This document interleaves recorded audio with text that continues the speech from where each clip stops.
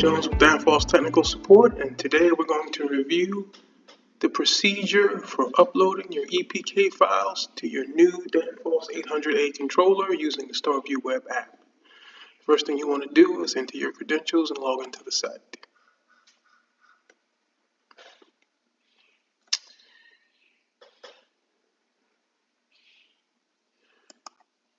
Next, we hit the buttons on the corner, select System, select EDF Update, select Locally Stored. Now we're going to browse to the location where we save these files on our computer. For me, it's going to be Desktop, Open, and we'll select Upload.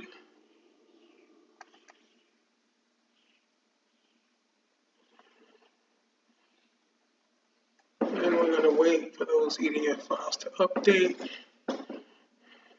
At this point, you will select your desired file, which is going to install them all for this demonstration.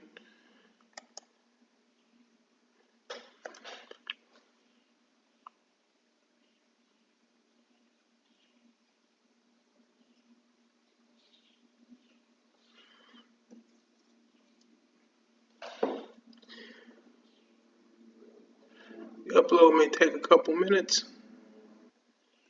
And we have successfully updated the EDF files, EPK files, in our 800A system manager.